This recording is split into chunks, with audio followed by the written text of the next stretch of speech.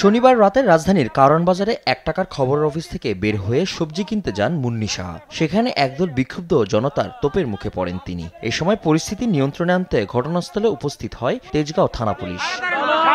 পরে সাংবাদিক মুন্নি সাহাকে উদ্ধার করে পুলিশ। নিরাপত্তার কারণে তাকে ডিবি হেফাজতে নেওয়া হয়। ডিবি সূত্রে জানা যায়, মুন্নি সাহার বিরুদ্ধে জুলাই-আগস্ট ছাত্র জনতার আন্দোলনে একটি হত্যা মামলা সহ 4টি মামলা রয়েছে।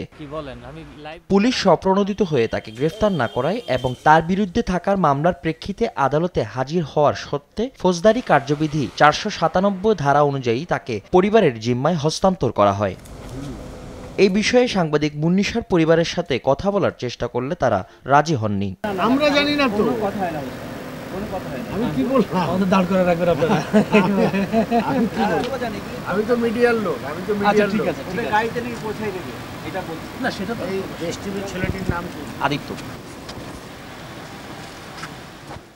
ফজলে আদিত্য, দেশ টিভি, ঢাকা।